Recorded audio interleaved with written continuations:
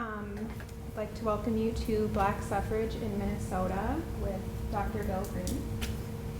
This program is made possible by the Minnesota Arts and Cultural Heritage Fund, which was approved by Minnesota voters in 2008. Please join me now in welcoming Bill. Thank you, thank you.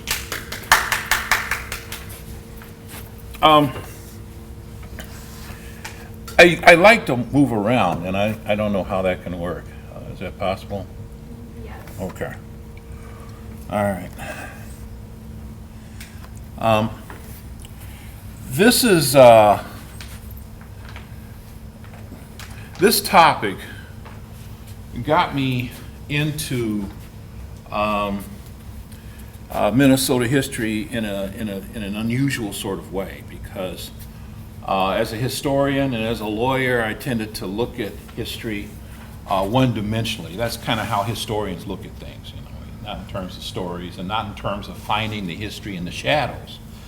But if one is interested in the history of African Americans in Minnesota, one has to be able to focus their eyes, to adjust their vision, to seeing the images and the messages that exist in the shadows, because it's not well documented in the canon of Minnesota history. You have to kind of know how to identify the messages that are not stated, that are just implied.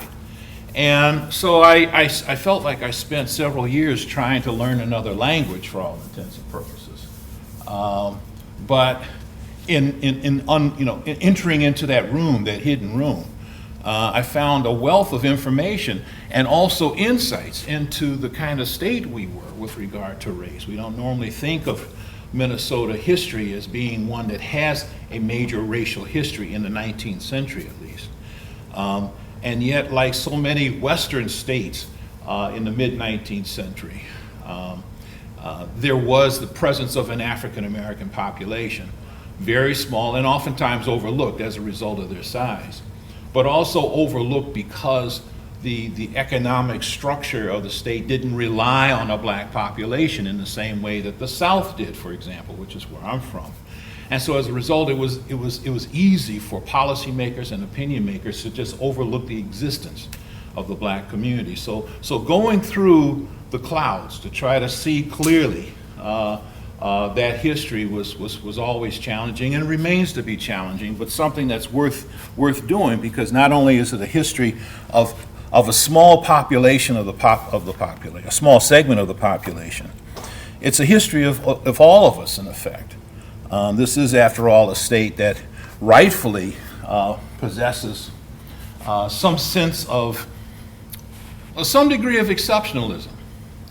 I think that in telling histories of race, it is easy to attempt to demystify whatever reputation that states like Minnesota have, and Minnesota in particular has. And yet, Minnesota has a reason to feel proud of its past with regard to the way that African Americans were treated. And I'll give you a couple examples of that. And I'll touch on some of that in this case, in this presentation. Minnesota was the first state in the Union to basically volunteer troops into the Union Army during when Lincoln called Northerners to arm, to defend the Union, to preserve the Union. Minnesota was the first state to pass black suffrage, as I will talk about later on, by referendum. Wisconsin had established black suffrage earlier, as did Iowa. But in both instances, the voters of the state did not have any direct say in that. In the case of Wisconsin, it was a right that was established by the courts, and the courts were pretty much insulated from the everyday person on the street. And in Iowa, it was an enactment from the state legislature that basically resulted in legislators not talking to the constituents. So many of the constituents had no idea that black suffrage was now a part of their respective state constitutions. But in Minnesota, we have, as we will see later on, a situation where policymakers and leading politicians actually had to go into the barbershops in the various communities around the state to provoke a debate on black suffrage, and where white men who had never even lived in a world in which African Americans were conceived of as being equal to them in any way were persuaded to extend the suffrage vote to African Americans. If there's time, I want to digress or progress or detour a little bit, not just in terms of black suffrage, but to talk about the implications on women's suffrage as well, since we're about to enter into Women's History Month, which will be next month. And with the passage of the ratification of the women's suffrage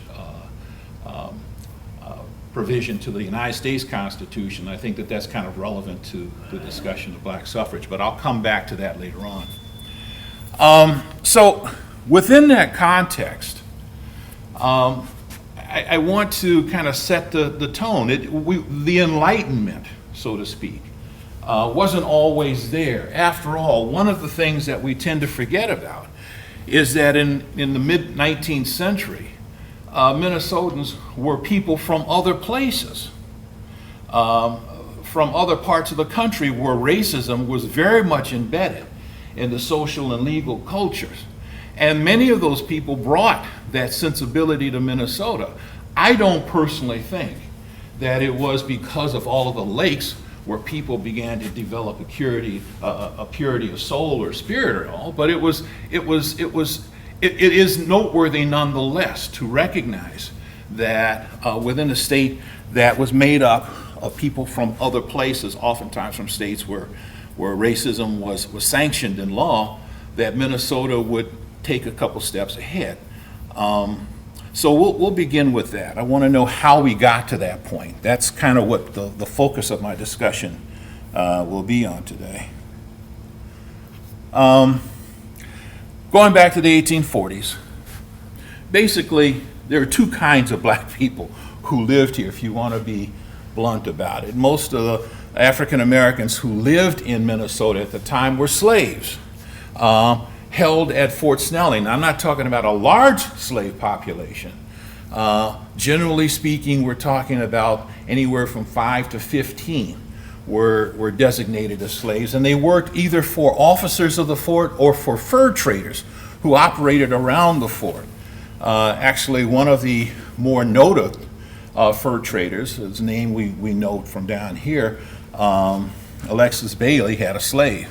In fact, the only African American, the only slave born in Minnesota he owned.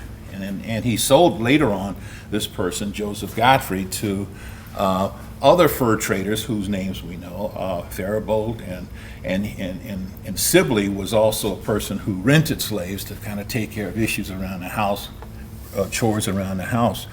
But we also had free blacks living in this region. They were laborers. Not a lot of them, but you read about them in the letters of some of the owners of the logging camps, of blacks who worked as cooks and launderers. There are also servants who accompanied their masters when the masters came to Minnesota to do business. And you also find every once in a while a black farmer owning and working on a small sustenance type of farm where he's just providing for himself and his family. These are the kinds of people who we see in letters and in memoirs. They're not easily documented in the canon of history. They kind of disappear unless you learn to look very closely. But the point that I'm making is that the African American has been in Minnesota for a long time. And indeed, the first black who is documented living in Minnesota was Jean Bonga, B-O-N-G-A, who was brought by his British officer master to the Duluth region, and is in this region where he eventually was able to escape his servitude and live among the Ojibwe people who did not recognize slavery, and so he becomes a member of the Ojibwe tribe. But he would leave several children behind, some of whom are still around today. So the African American is in Minnesota country at this particular time. It's not a territory yet, but in this country. What's noteworthy about their presence is not just that they lived here, but that there were some protections that they had as a result of the community in which they lived. For those who owned property, their ownership was protected for all intents and purposes. You even see white neighbors defending the homestead of a black farmer who had to leave for whatever reason. He was away at a time when claims jumpers were coming in. They saw a cabin already built, they occupied it, and they were chased away by white neighbors of this black farmer. And in court, his claim was validated by a court decision. African Americans had the right to trial. In Stillwater, there was a trial in 1846, where an African American was on trial for selling liquor, which it seemed to be a very common practice. Everybody was selling liquor, but he was arrested, found not guilty. The judge himself was intoxicated at the time. But you do have a sense that at least the African American had a right to state his case. Interracial marriage was commonplace on the frontier. It certainly was commonplace here. Typically, when we think about interracial marriage, it's between white settlers, fur trappers, fur traders, and Native Americans. But we see just about every combination of interracial marriages occurring in early Minnesota, including blacks and Native Americans and blacks and whites. One of the more famous African Americans, I should say more noteworthy African Americans in my mind, was Jim Thompson, who has a very interesting history in his own right, who would marry later the third daughter of Chief Cloudman, one of the more influential Dakota chiefs in this region. And they would remain together for the next 60 some odd years. And they would appear at different times in the history, at different times. If there's time, perhaps we can talk a little bit about that. Nonetheless, despite those, what we would call civil rights for all intents and purposes, they didn't have the right to vote. African Americans didn't have the right to vote. And when I say African Americans at this time in history, I'm specifically talking about African American men. Women were not even considered as being eligible or even worthy of the suffrage. That would come much later. 1847 was really the first time when voters were asked whether to extend the right to vote to African American men.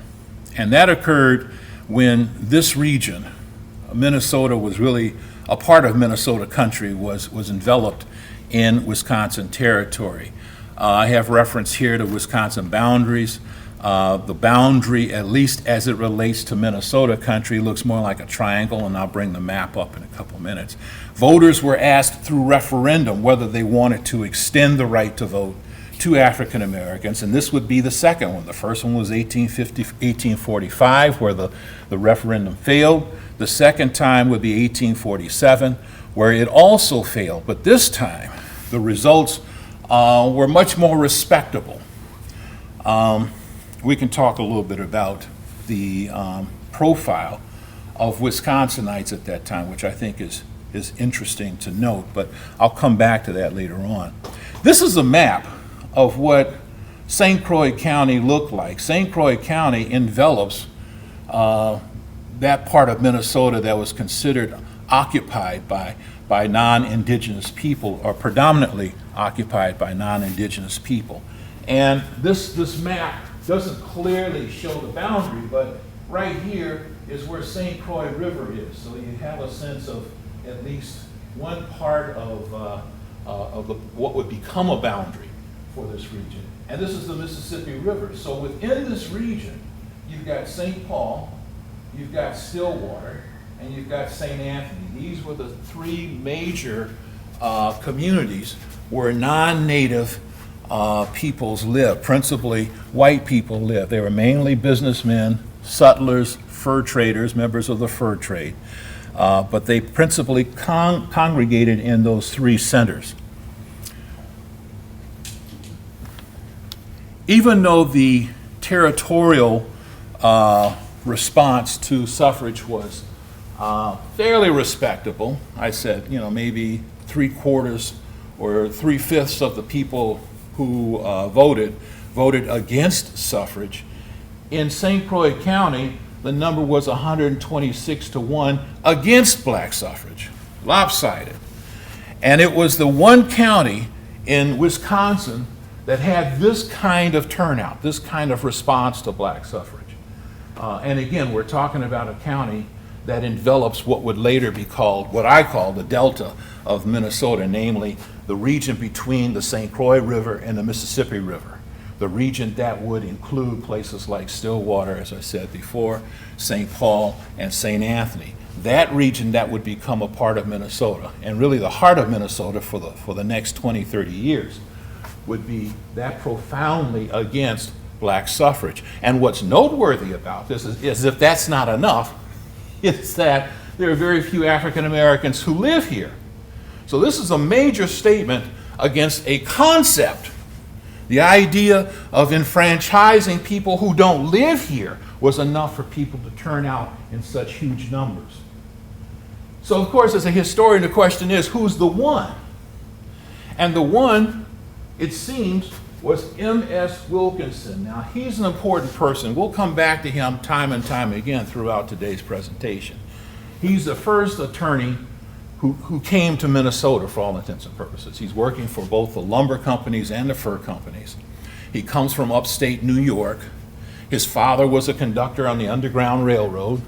In upstate New York, there was an Underground Railroad that went right through the center part of New York State. And his father was a conductor of that. His uncle, who would later found Syracuse, New York, was also a conductor of the Underground Railroad.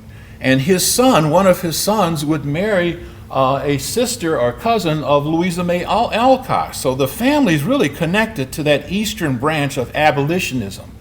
This is the context from which Wilkinson comes. So he comes to this state, he comes to this county, a very conservative county in terms of race, a racial liberal, if you will, a person who had already worked through the biases and prejudices of his era and his time, and had concluded that African American men should have the right to vote, and he was the only one in the county who felt that way. The question of black suffrage comes up again in 1849. Not directly, it will grow out of a debate over who should get the right to vote. The most important thing that anybody could have during this particular time, of course, was the right to vote. Because the state or the territory was being divvied up. Power was being defined. Property was being outlined. And so unless you had a say in how the powers that be made decisions, unless you can influence somebody who would make those decisions by saying, do what I want you to do or I won't vote for you. If you didn't have that kind of leverage, you were going to be ignored. That's kind of how it is today, right? So having the suffrage was critical for new arrivals into Minnesota. At the first territorial legislature of Minnesota, which occurred 2 years after the referendum in Wisconsin, Minnesotans came together to establish a new constitution. And one of the delegates here, one of the legislators was Wilkinson. I'll come back to that presently. In September of 1849, Benjamin Brunson, who is a legislator from St. Paul, left his house to go to the legislature. He was an attorney, and he also was the guy who surveyed the streets of St. Paul. So if you ever complain about how the streets move around, how complex they are, you can blame Brunson for that. Brunson left his house in September with the legislation under his arm, and he sees his next door neighbor, and he says, "Hey Jim, how you doing? What's going on? How about the Vikings? We got to get together." I mean, I promise you, it's in the record. They had the Vikings back then. And, Jim says, "Yeah, we got to, this is cool. They dropped the ball and maybe next season and all this." Brunson passes them, next door neighbor, goes to the central house, which is where the legislature was meeting, and he puts down this legislation that will determine who has the right to vote. And in that legislation, Brunson says that only white men can vote. Jim Thompson is an African American. His next door neighbor was an African American. Sidebar.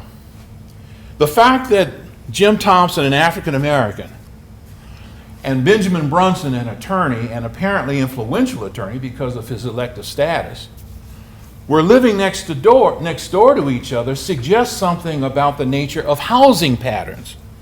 We normally associate housing patterns looking like, well, people with property living in one section, people without property living in another section, people of one race living in one section, people of another race living in another section. But in old St. Paul, 1849, everybody lived next door to each other. Jim Thompson's neighbor on the other side of Brunson was Alexander Ramsey. This is before the mansion was constructed. August Larpenteur. All the big names. Louis Robert of Robert Street fame had a place in this area. You can find this stuff in the Platt records at the Historical Society. So he lived with all the big names. These were his neighbors. And he was apparently an equal guy. They respected him, which I think goes hand in hand with him having lived there for a while. He would be the person who would help construct the first church, First Methodist Church, to which he belonged. And he would also construct the first school. And notice I'm using the word construct because he owns lumber. He has trees. He's a man of substance.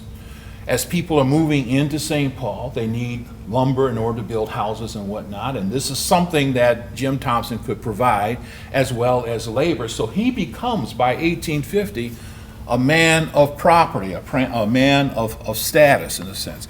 African American, sidebar on him. He was originally a slave. He was a slave born on the plantation of the nephew of President James Monroe.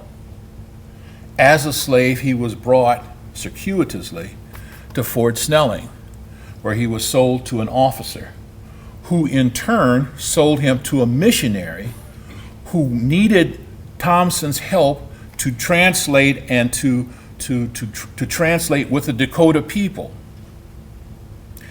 The person who owned him at that time, the missionary, was a man by the name of Alfred Brunson. You should note the last name.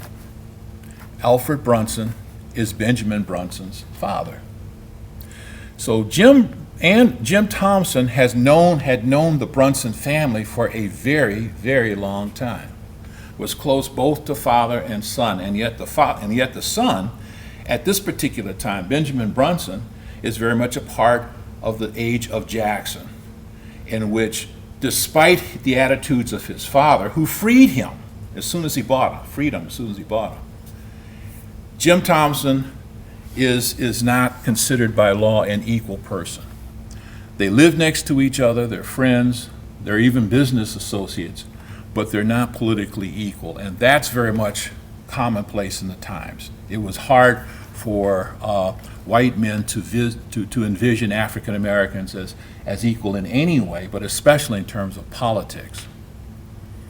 So it stands to reason that the bill that Brunson would author, not personal, it's not a personal slight, I suppose, I don't know, would basically say that this is law that will deny Jim Thompson the right to vote. I often ask my students to reflect on whether it is important that Jim can vote given his neighbors and given how small the community is at this time. He also is able to provide for his own wealth. He's got his own relationships with the various tribes. Remember, his wife is a daughter of the chief. All that he needs in order to flourish, he already possesses. It begins to mean something as more people move in and more competition for the ear of the politicians becomes acute. But at this particular time, it appears that Jim and Ben are still friends after that bill is put on the table.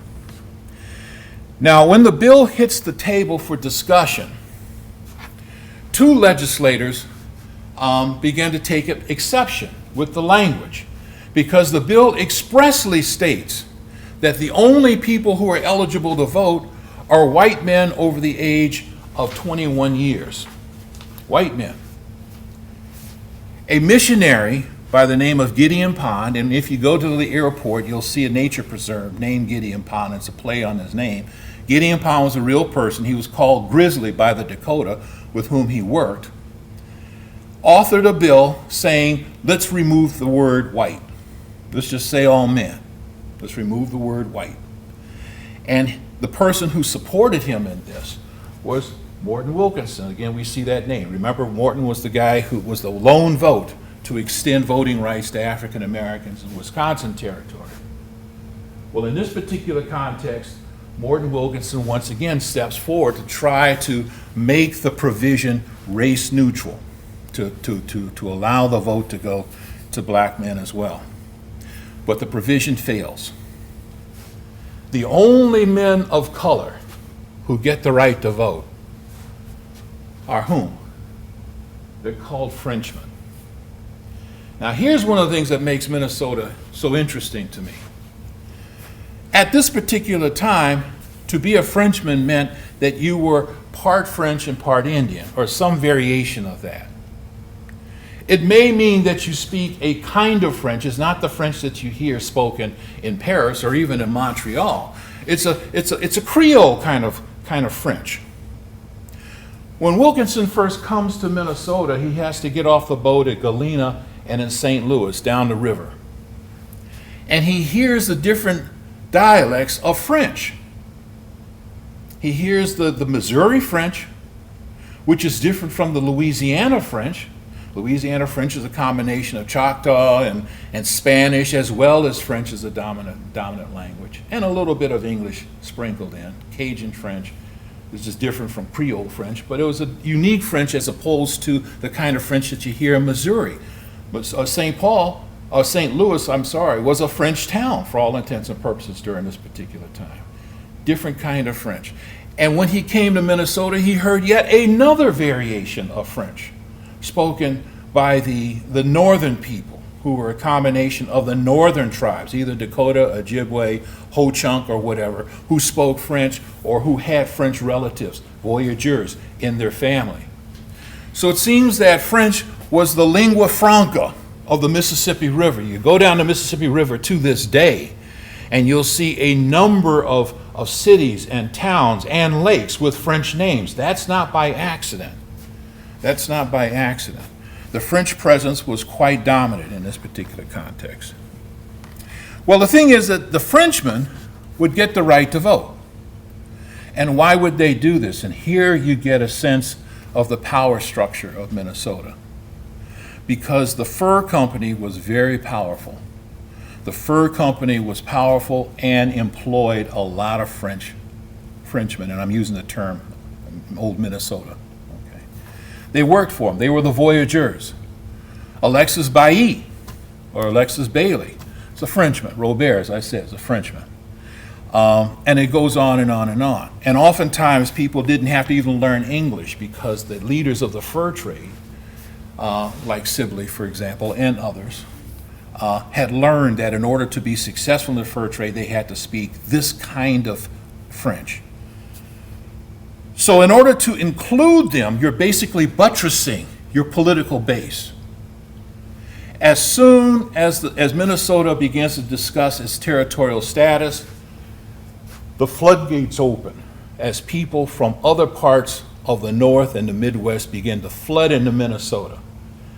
And the fur men, who are Democrats, recognize that they're about to be overwhelmed by a new kind of resident. And they needed to strengthen their electoral power by enfranchising people who they can trust. And who are the people they could trust the most? Their employees. And their employees were the Frenchmen. So we'll give them the vote. They are people of color. They are people of color because they have Indian blood in them. They're people of color because they look dark. They look like Jim Thompson, for example. But they have an allegiance to people like Sibley. This is a reliable vote. We'll give them the right to vote. But they're the only ones in 1849 who get the right to vote. 1851, that begins to change a little bit. The French retain their right to vote. But the population from the East, the Anglo-American population from the East, is continuing to flood into the region. And many of these people, although sympathetic with democratic principles, are beginning to also belong to a competing political party, a party that will become, in the next few years, the Republican Party. This is a party that was viewed as a rival to the Democratic Party, and they're flooding into Minnesota. So the Democratic leadership, the furmen and the lumbermen, are seeing what they saw in 1849. Once again, we're confronted with a situation of these foreigners coming into this territory and outnumbering us, taking over the body politic. The foreigners, of course, were the Anglo-Americans from Ohio and Illinois and Indiana and New York. Oh, New York and New England was a hotbed of radicalism. That was the liberal kind of community. And so in order to buttress up our numbers, we've got to expand the vote. This is what the Democrats are saying.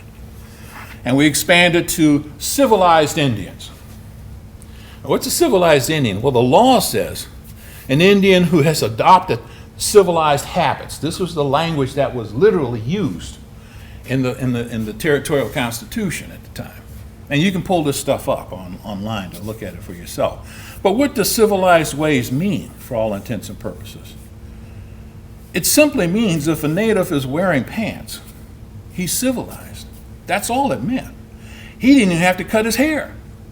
He didn't have to speak English or French. But he had to wear pants because that suggested that he was willing to live in two different cultures. And the only person who's willing to do that is a person who benefits from living in both cultures, namely a person who's a part of the fur trade. So we want to enfranchise them. That increases our numbers. And it creates quite a stir in St. Paul. There's even a riot among other Democrats who don't want to see Native Americans get the right to vote. They even start hanging Alexander Ramsey by effigy. They hang him in effigy. But the vote is passed. 1851, civilized Indians get the right to vote. Years later, as more people are moving in still, years later, even when the state or when the territory sees the creation of its own Republican Party, which will occur in 1855, there's now a discussion for for statehood. Minnesota had been throughout the 1850s a territory, but by 1857 now there's discussion, we got to become a territory. And one of the issues that we deal with is who's going to have the right to vote in the situation. Now, you will note up here, 1857, when we start having discussions about suffrage and who participates, one of the first things to go was that provision. It's not enough for an Indian to be civilized. It's got to be more. The voting right of the Indian who's going to get the right to vote, the eligibility is established if the Indian can read the Constitution and or the Bible. Now, by 1857, the Constitution and the Bible had already been translated into Dakota, and that there were small pockets of Dakota communities, the most noteworthy of which being the Hazelwood Republic in southwestern Minnesota, where the Bible, they were Christian, and the Bible and Pilgrim's Progress, all of these materials were translated into Dakota, and they could speak it and read it. But the law had changed to say that you now have to read and write English. You have to be able to, it's not enough to be literate. It's not enough to be a Christian. It's not enough to be civilized in the old sense of the word. You now had to read the Constitution and the Bible. And of course, in making that as a requirement, the body politic at this time is trying to ease out carve out the Native American voter, because other voters are coming in, we no longer need them. And who are the voters who are moving into the state? We'll call them, by law, aliens. They were immigrants. They could vote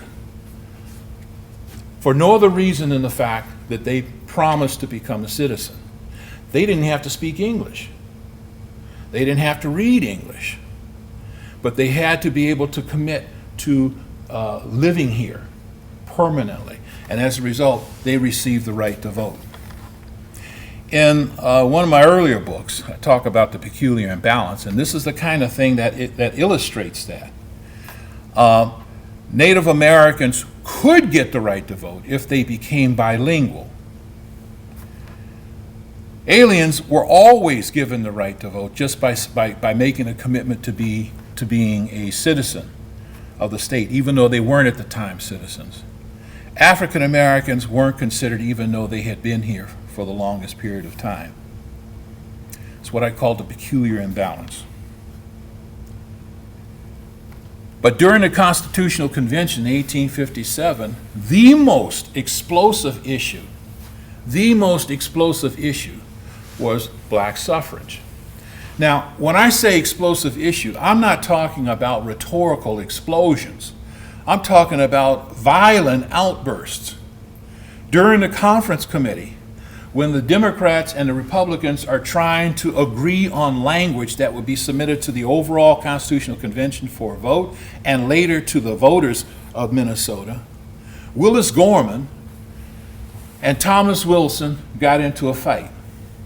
Willis Gorman had been the second territorial governor of Minnesota. He followed Ramsey.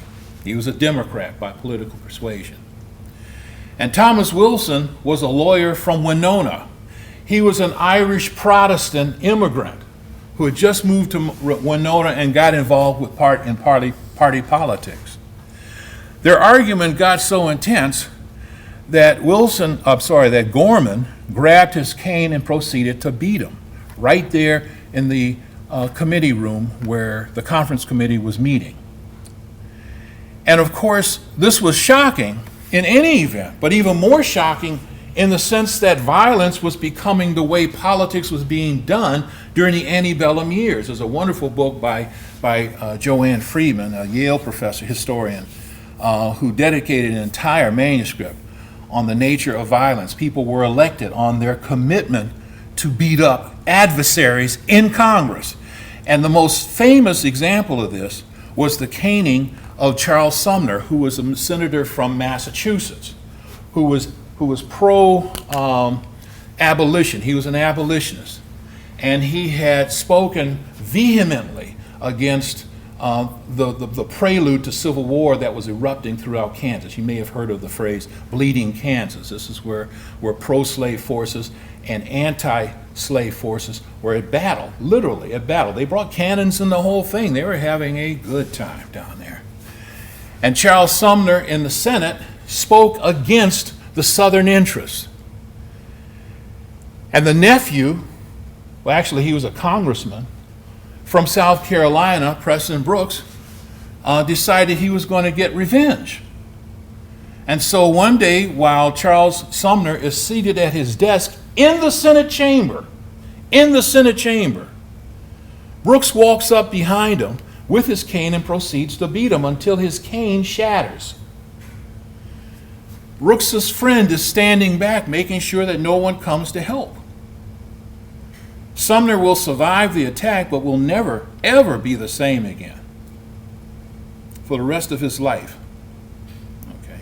And of course, it's the kind of moment when Northerners recognize that war is inevitable, because these people aren't interested in reasoning and talking. This is how they want to deal with protecting slave interests. We're going to fight. We're going to cheat. We're going to do whatever. And so the gauntlet is thrown down.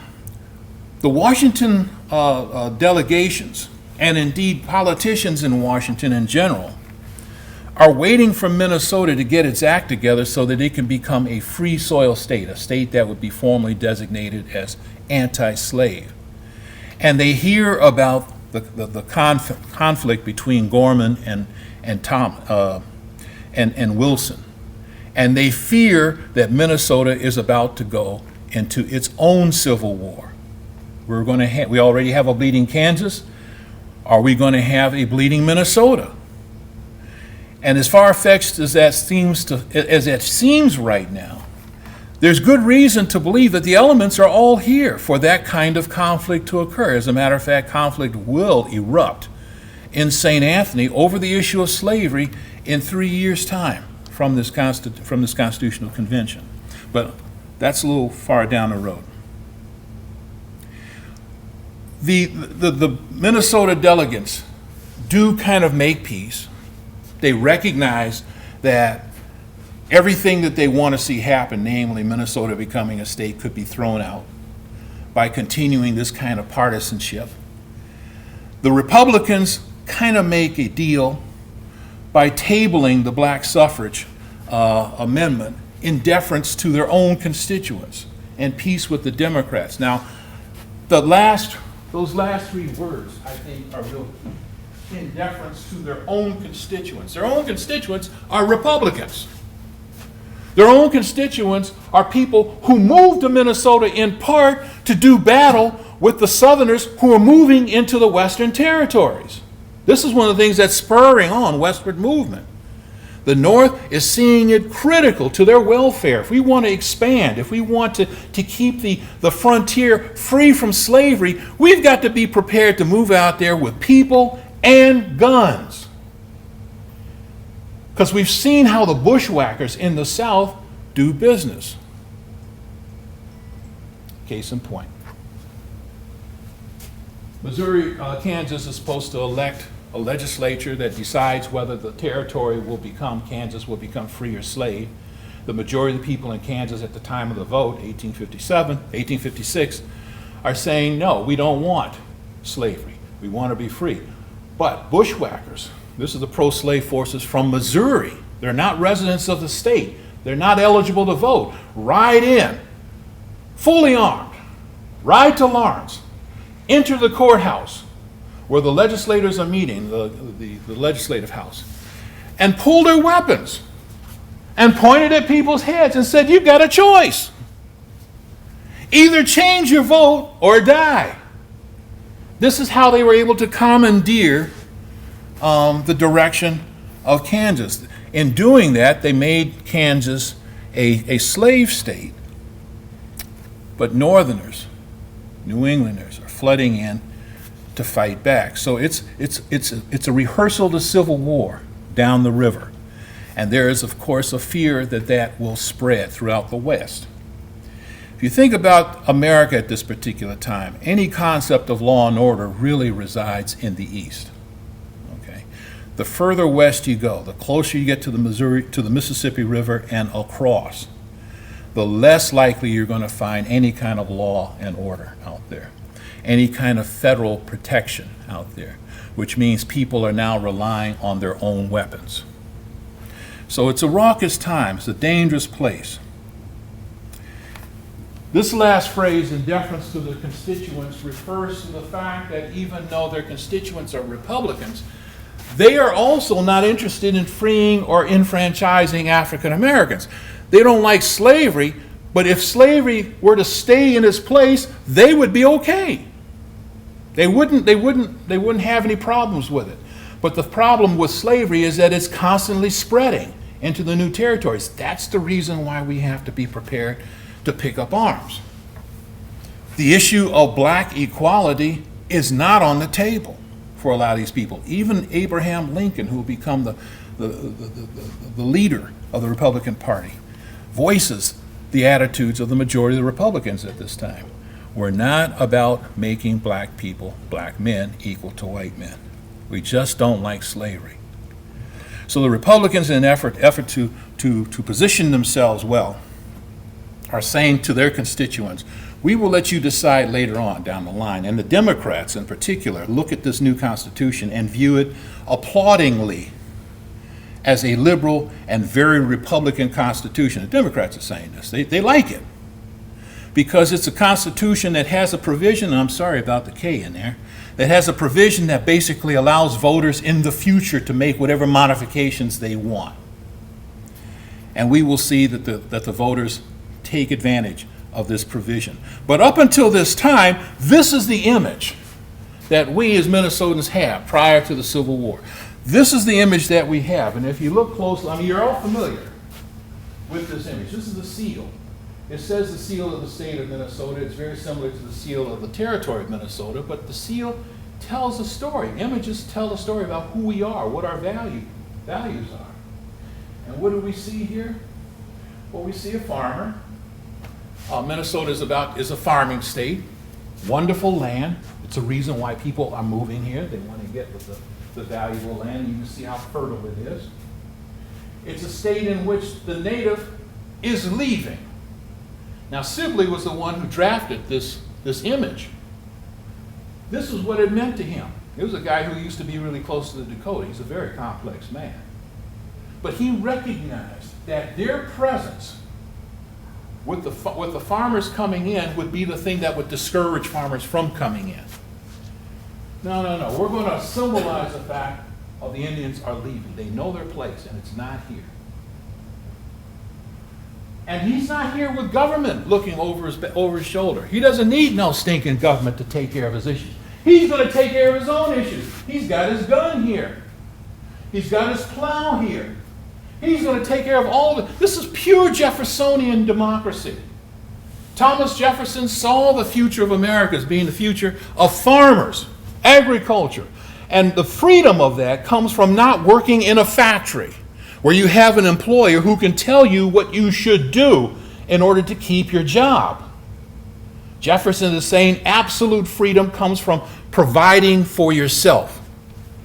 And so the farmer becomes the ideal of what Americans are to be, and Americans are buying into the image, which is why they're flocking to Minnesota and to the West. But notice the race. This is colorized. This isn't the original, obvious, of the people back then. But he's a white guy. All right? We don't envision Minnesota being a diverse, racially diverse thing, even though 5 years, 6 years before, white people were vastly outnumbered by peoples of color. As a matter of fact, Wilkinson, when he first arrives in St. Paul, or in Stillwater, which is where he set foot, is disoriented. Because coming from New York, he'd never lived in a place where he is the racial minority. He never lived in a place like that. And even he, a liberal, felt unnerved by this whole situation. He began to feel a little bit more comfortable as the native population becomes more discreet, moves away. Okay? And he's a liberal. Now, let's jump forward a little bit. Minnesota's a state now, 1858. And 3 years later, war begins in the South. This is an interesting picture to look at when you're considering the next stage of black suffrage, but I think it is central to understanding. Maurice Jernigan is an African American. He was born in North Carolina as a slave in the 1830s. And then all official records of him, there is no official record of him afterwards. So for the next 30 some odd years, he has no history whatsoever. But he does appear suddenly, in effect, and I put suddenly in quotation marks. He appears suddenly in the city directory of St. Paul as a barber. Now, there are a lot of barbers in St. Paul because this is the center of commerce, this is the center of politics for Minnesota country and the North country. So this is the place where people of privilege, men of privilege, are going to want to get cleaned up before they begin to get to work. In a city like St. Paul that's predominantly white, he occupies a barbershop. He has a barbershop. He owns a barbershop situated in the most prestigious hotel in St. Paul. Now let's pause on that for a second. The owner of the hotel is Charles Gilfillan, who is one of the founders of the Republican Party. He's a banker, successful banker, and a successful politician. He's a state senator. And he owns this hotel. Question: why would a man of his standing, owning some of the most valuable real estate in St. Paul, give this property to a black man with no history? And then you begin to kind of get into an interesting story about barbering and about the nature of African Americans being able to acquire a place in society if they were successful, very skillful with the razor and the scissors. But also, he provided a commodious environment for business to be transacted. You know, we talk about Las Vegas being, what happens in Las Vegas stays in Las Vegas. What happens in the barbershop stays in the barbershop. A very special and elite crowd comes to this barbershop where business is done. They don't want to enact bills or talk or negotiate bills or business things in front of the news, in front of reporters who are always running all over the State House looking for stories. This is a confidential place. And the description of the barbershop is itself quite amazing. I didn't bring the description with me, but it's worth looking up. Where the barbershop is low, below street level, so it's cool down there. Marble walls, gold fixtures, all sorts of very expensive things. He's a very successful barber. Now, as a result of his work, if you kind of look at this picture of the barber getting close to his client, white guy allowing a black guy with a razor come into his throat, there must be a lot of trust there. And indeed, this is one of the things that made Jernigan a successful businessman, because he was able to establish that trust. He was able to speak different languages, in effect. He was able to be the two-ness, to characterize the two consciousness, the double consciousness that Du Bois, W.E.B. Du Bois, writes about in The Souls of Black Folks. He basically understands his clients better than they think. He says nothing that alienates them. He says everything that increases their trust in him. The first and obvious indication of the trust is the exposure, the vulnerable seating of the client in the chair. But that's also symbolic. That also reflects a different kind of trust. For now, Jernigan can get close to the ear and begin to whisper sweet nothings about black equality, That, look, man, you don't have to look very far to see black potential. I'm industrious. I should make you feel proud of being a Republican. I'm proof positive that you were right about us, about my people. That the reason why we live a wretched state is because of the conditions that force us to be. That's an unnatural life for us to live. That if left to our own devices, we can become industrious. This is sort of the message that Jernigan is conveying to the men of influence who come to his chair. And he's doing it very skillfully, very diplomatically, very charmingly. It is from the chair, in the wake of the Civil War, when we began to see legislators put for the first time a question before Minnesota voters. Shall we extend black rights, voting rights to African Americans in the state constitution? Shall we do that? 1865. I might also add before this, as part of the campaign, it's the second time when Jernigan comes out of the shadows. Remember, I told you he'd been kind of living, his life was hidden, was shrouded in mystery, until he came out and allowed his name to appear in the city directory that has all the businesses and where people live and the whole thing. He's listed in there. And his racial identity is presented in there. So everybody kind of knows where he is. He just came out of nowhere. Clearly, he had been developing a rapport with powerful people behind that. And clearly, there are a lot of powerful people who are willing to protect him because they allowed him to remain discreet. But finally, when they're talking, sidebar, the problem with knowing too much about this history. 1863 is also the year when the Civil War is not going well. 1863 is the year when the Conscription Act is passed by Congress. People are not signing up to fight in the war anymore. There are too many bad stories coming back. And so the Union recognizes that in order to keep men in the Army, you got to start drafting them. You got to start going after them. Okay. Well, the law does not permit African Americans to join. And Jernigan has every reason to not join. First of all, the white men in his world don't see him as a fighter. He's a lover, right? Number two, he's got this incredible business. He's very wealthy, and he in effect is living a gilded cage type of world because he lives in this posh hotel. All of his activities in the hotel. He doesn't have to deal with the mean streets of St. Paul, where racial violence could occur at any time. The last thing he needs to do is to volunteer to fight in the war, to register at least for the draft. But in the town square of St. Paul, as men are lining up to sign, and they're all principally laboring men, some of them are incredibly resentful because the war is quickly becoming a war being fought by laboring men and not by all the men who are eligible for the draft.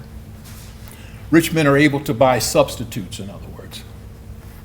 Standing in this row of white laborers who are already at least hostile to the African American is Maurice Jernigan. And Jernigan is standing there in silk pants, hair combed, smells fine. He's got the potions, the lotions on, very genteel. His hands don't look like the hands of a laborer. And in front of him are white laborers, and behind him are white laborers, and Jernigan is out there by himself, waiting to put his name down in the record. And that too can be pulled up. You can see his name in the record. That says something very interesting about his character. 2 years later, when the Republican Party is beginning to push for a referendum to extend voting rights to blacks in 1865, they asked Jernigan to write something. And Jernigan and other black barbers take out the front page of the St. Paul Press, which was the newspaper of note. It was kind of like Minnesota's New York Times or Minneapolis Tribune or St. Paul Pioneer Press. It was the main newspaper of the state, making an argument in favor of black suffrage. So he's now clearly out of the woods. I mean, clearly out of the shadows. 1865, however, the majority of those who voted against it. The Republican leadership decides they're going to do it again. Next year, they put the ballot before the voters, and in 1866, they lost again. The Republicans are saying, we got to do it again. This is phenomenal. This is amazing stuff, because they didn't have to get this passed. No other state was passing a black suffrage referendum at this particular time. It would have been easy for them to just say, we tried, or this isn't the right time. But in 1868, they tried again, and this time they succeeded. And the reason why they succeeded was because of that guy. We've been talking about Morton Wilkinson. This is Morton Wilkinson. He looks like what you would expect to be a prophet from the Old Testament, right? The man never smiled. Very severe. He looks like the Puritan he is. His people weren't Puritans. His people were some of the first founders of Rhode Island when it was settled in the 16-somethings. He comes from a very stiff background, very rigid background, very firm. He's sitting ramrod straight. That's how he stood. He was a person who took no prisoners when he argued. He basically told the Republican Party that had begun to back away. Not the party, but people who are running for office. Look, this is an issue, this is a question about your character. He says, you want to be elected, you got to tell the voters that a vote for black suffrage is a vote for me. A vote for me is a vote for black suffrage. We are the same. This is what Morton Wilkinson is telling candidates running for office. And it worked. Because in 1868, for the third time, after the first two attempts, the voters of Minnesota approve a referendum that will extend voting rights to African Americans. And we know how dominant a role he played because the African American leadership serenaded him. They said that this thing would not have happened. They went to the hotel where he was staying, and they were under the balcony, and they serenaded him. And they said that if it wasn't for you, people would have backed off. Even our friends would have weakened at the knees. So, I'm bringing this in for landing. What are the lessons that I think are worth considering here? Determined leadership is critical, but what that means, determined leadership means leadership that doesn't just kind of shift focus when the times change. I was talking with someone last week about, when she asked the question, well, what happened to that legacy in Minnesota with regard to equity of for African Americans, African American children? How do we have the kind of achievement gap that we have in the schools? How do we have a wealth gap that exists, a housing gap, employment gap in a state that twice supported Barack Obama? What's with that? And it seems that it has to do with we have leadership who get distracted. That in order to do things that are important, that has to be a priority. And it has to be a priority that's reinforced time and time again. The other thing that I learned from this, and I think is worth noting, is that the way that suffrage was viewed at this time, it was one-dimensional. That is to say that when you give black men the right to vote, that all of the problems that exist will be satisfied. That everything else can be easily overcome. And some of the things that could be easily overcome is the ability to purchase a farm. Well, if a person who has a farm wants to sell a farm, they can decide to sell it to you or not. Whether you have the suffrage or not doesn't change that. Whether a black man has the right to vote doesn't force a white owner of land to sell that land to the black person, especially when the black population is so small. The presumption was that having the right to vote would allow blacks to get apprenticeships for jobs. And that didn't necessarily happen because the apprenticeships were offered by white men, oftentimes, not exclusively, but by immigrants who were protecting their own in certain areas of employment. They had the authority, the power to be able to select who they're going to train to acquire these specific skills. And they had the right to say, I don't want this person as part of my training. I don't want to adopt this person as my apprentice. And I don't want to do it for the simple reason that he's black. And he's not a part of my ethnic group. That's good enough. No law requires me to accept him into my training. But the belief was that with the right to vote, you can suddenly get jobs. The belief was that with the right to vote, it would provide equitable education and quality education for all the children. It didn't do that. It wouldn't do that. I didn't come across a lot of stories in 1869 where teachers were hostile to black children. Quite the contrary.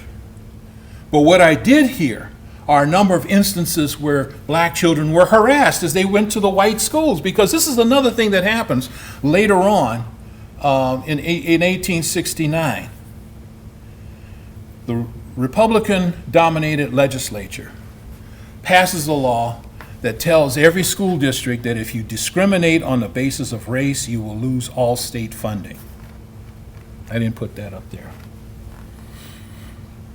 So you have the policy that denies discrimination. But as parents are walking their kids to schools, they're walking through mobs who the city fears pushing away because they have more votes than the African American families.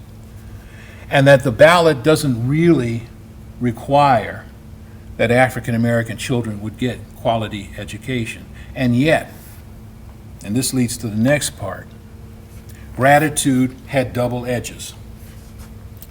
Because suffrage didn't provide those things, the African American heading into the 1870s and 80s and 90s and turning the century had formed relationships with some powerful men in Minnesota, men who had established their bona fides as liberals, men who had fought for the 13th, 14th, and 15th Amendment and for black suffrage and for school desegregation and all of these things.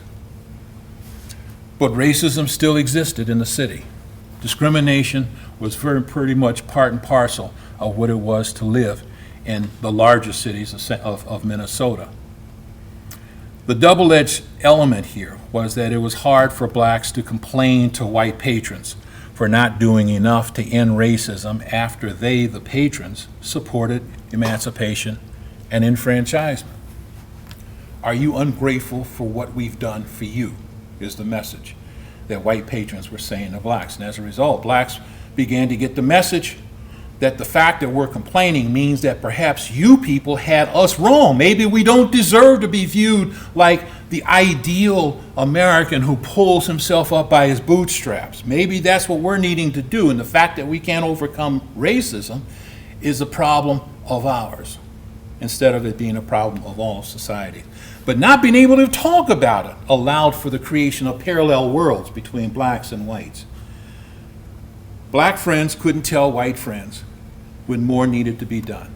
Black friends couldn't tell white friends that more needed to be done. And that allowed white friends to be complacent. The last point, and I think probably the most important thing I want to share with you, is the easiest way to lose progress is for society to rest on its laurels, which is why I began today's discussion by acknowledging that Minnesota has a lot to be proud of. It has a lot to be proud of. Should not be discounted. But I think that if that's all that Minnesota does, or any kind of society does, if it only looks to the past for the only times when good things happen, when decent, heroic things happen, and nothing happened since then the virtues, the laurels acquired from those past acts will begin to decay and fritter away. With that, thank you very much. Any questions or comments?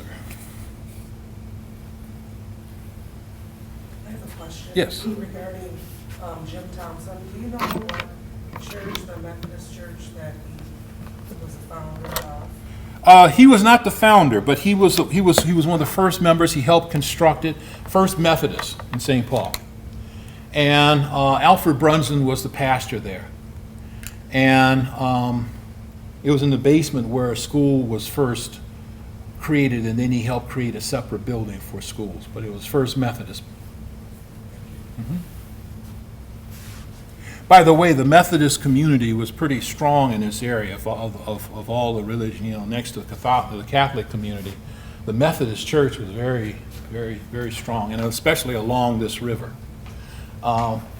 Wilkinson was a Methodist, and if you have any sense of that history, you know that Hudson, which was then Walnut Creek, I think it was called, was one of the first places where Methodist missionaries came, and they began to proselytize among the lumbermen, interestingly enough.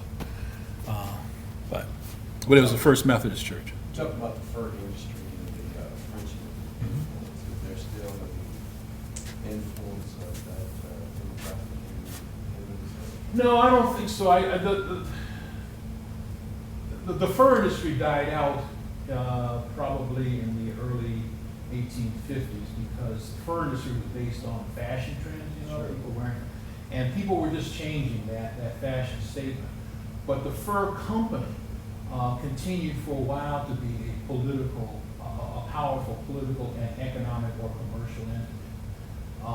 The fur company, because of Sibley, recognized that people were no longer needing furs for adornment. The way for the company to survive would be to shift the focus of the company to one of commerce. And so the fur company became the name of a place where you could purchase equipment, material before you head out onto the frontier. It would be the place where you could purchase land. It would be the place where you would get all kinds of things. It becomes like what we see today as department stores. Right. Saks Fifth Avenue, for example, I believe is an offshoot of a fur company, Hudson Bay, which was a major fur company in Canada. So it's not unusual for a fur company like this to kind of shift its focus. It's following the needs of a new customer base. As people are getting off the boats because they're coming up the river, they're going down the streets of downtown St. Paul. I was actually meaning more the people. Thank you, because that was where I was going to go, Yeah. and I got distracted. Okay. I wrote a chapter called How the French Disappeared in Plain View. Okay. And it's inspired by the fact that, well, even today, we have St. Patrick's Day, we have, the German celebration. I live over in St. Paul, in Minneapolis, so, we got the German restaurants and they're doing that thing. And, the Swedes have the Vikings, but there's no French celebration to speak of here. And yet you see so many French images around the city in the guise of street signs and county names and places like that. But what happened to the people? Vadnais Heights, it's a French community. Little Canada, it's a French community, but it represents why the French disappeared. They were concentrated in St. Paul, by the 1850s. They were concentrated in Mendota, but increasingly St. Paul. And yet, as more people are moving in, not just people, but Catholics, German Catholics are moving in, Irish Catholic population was increasing, Swiss Catholics are moving in. They're beginning to overshadow the French Catholic population. And the diocese and the various churches where Catholicism is practiced begins to take on a different language structure. So even though the French are here, they're not as dominant because they're not known. Their patrons are now out of positions of power. They themselves aren't in a position of influencing anything. And they began to move to other sections of the metro area and farther out. So the French Catholic, that population decreases, intermarry, and here's a different way how they disappear. As Minnesota becomes more, quote, Americanized, more anglicized, we have a census. And the census takers are Anglo speakers, unfamiliar with French. So they walk up to a cabin and they'll talk to the French couple, to the Frenchman or the French woman inside, trying to get a sense of how many people live there. And the person they're talking to is speaking French, a Minnesota French. So the census taker doesn't understand the language. And as that person's trying to write down the name, what they do is write down the name according to how the name sounds, which means that when it appears on the record, it's not its original spelling, but it's the spelling of something that seems more anglicized. And so over a period of years, that population becomes invisible, even though they're still here. So I think that's another element to why Minnesota history is so compelling, because I've never heard of people disappearing in plain view. They're here, but we don't see them over a period of years. But I hope that answers your question. Yeah, it does. What's the name of your book?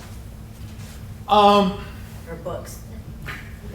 The first one that dealt with the peculiar imbalance is called Peculiar Imbalance. The second one is Degrees of Freedom, which talks about the origins of civil rights in Minnesota, starting in 1865 and going up to 1912. The third one is called Children of Lincoln, which looks at the Lincoln Republicans and what happened to them during a time when white supremacy is spreading not only throughout the South, but when discrimination is becoming the way we do business in the North. What happened to them? It happened on their watch. Why didn't they do something about it? And I look at that through, by looking at 4 people, one of whom is an Irish Protestant immigrant, another person, not Wilson, but this is Montgomery, who served in the colored regiments. Wilkinson is the second one. The third is Sarah Berger Stearns, who is really, I think, the founder of the women's suffrage movement in Minnesota since the Civil War. And the fourth is D.D. Merrill, who was a church leader and businessman in St. Paul. He started the St. Paul Book Stationery. So that's the third book, Children of Lincoln. The fourth one will come out this fall.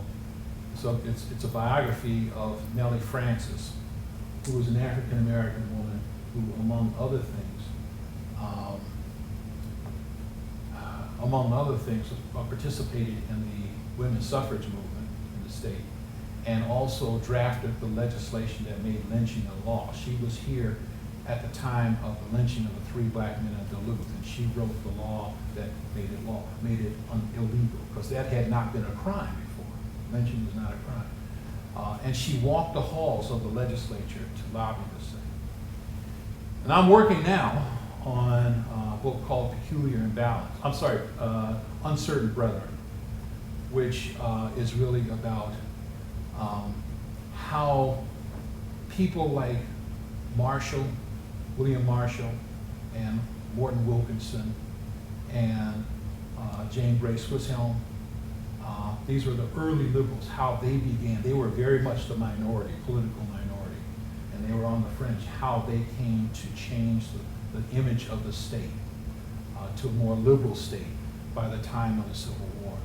I was interested in the mechanics that led to what they did during those early days. My reference to Wilkinson, what he sees when he gets off the boat at Stillwater, when he first arrives in Stillwater in 1847, and when he becomes an attorney and serving in the legislature, all of that is discussed in that other book, the one that's yet to come out, I'm working on now.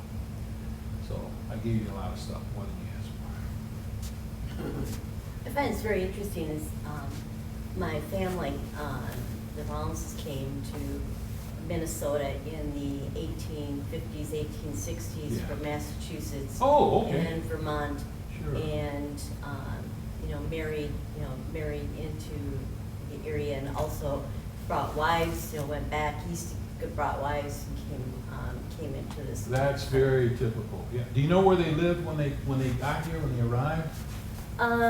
Down by LeSueur and Mankato. Actually, Okay. we still own the property, Okay. and my cousins own the property from that period.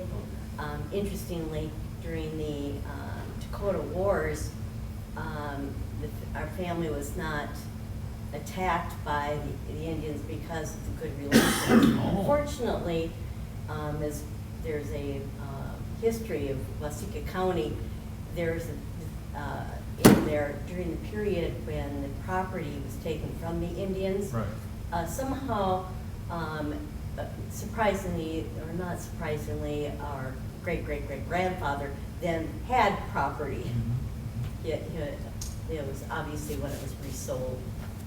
The reason why I asked where and when they came is because one of the people I look at in Uncertain Brethren is John North, who was from upstate New York as well. He was a Methodist. He was going to be a minister, but he became a lawyer instead. And Franklin Steele, who was out here in St. Anthony, that he owned all the riverside there, needed an attorney, and brought North out to work for him. Well, North had intentions of transforming this fur lumber community of St. Anthony, which is now, the East Bank of Minneapolis, turn that into the New England of the West. And so he and his wife, they lived on Nicollet Island, and they sent out during that first winter, because there was nothing else to do, volumes of correspondence and op-ed pieces, singing the charms of Minnesota and how St. Anthony in particular was a place of enlightenment and reform. And he did it by talking about how many schools were here, how many churches were here, Protestant churches were here. And he sent these notices to reform-oriented newspapers and letters. So he's trying to attract liberals. And that's one reason why Minneapolis begins to get the reputation of being a liberal city in comparison to St. Paul. That tradition goes back as far as 1849. So I was wondering if your people were connected with that. Now, it's not surprising to me that they would move instead because that land was open. It was valuable land and people were moving out. And indeed, North himself moves to a place and develops a little community right there on the Cannon River known as Northfield, named after him. Now, Wilkinson, who runs for Congress in 1868, tied his campaign to the suffrage thing. He moved out of St. Paul. He moved first from Stillwater, which was a stronghold for the lumbering trade. He moved to St. Paul, which is where the capital was, hoping he could get business, and was not able to get into politics because it was a Democratic stronghold. So he moved to Mankato. So that's more in your area, the area of where your people are, and he kept getting elected because I wouldn't be surprised if your people were part of that wave that came down that gave him his majority to run for county commission. This is Blue Earth, it's not your county, but Where our property is right on the border. Oh. Where we, Pemberton, which is Okay. in Blue Earth County, but our farm is in Waseca County. I see. Okay. Right next to each other. Well, the political base seems to be the one that he tried to create. That may be one of the things that attracted your folks to that part. That plus the land, because the land was considered some of the most valuable in the nation, some of the most fertile in the nation at that time. So, thank you for sharing that. Thank you very much. I appreciate the questions, and I appreciate you coming out. It's cold. I don't know if you know this, but it's cold outside, and you guys endured it. And thank you. Okay, yes, thank you all for coming. As I mentioned earlier, this is funded in part by the Legacy Endowment. So if you could fill out an evaluation on your way out, they are right there with some pens. Thank you. For coming out. Thank you. Thank you. I'm just going to start yanking. Thank you. Thank you. Thank you very much. I'm going to start yanking things out here. Is that okay? And nothing's going to blow up. There's no smoke coming out. Shouldn't. Okay.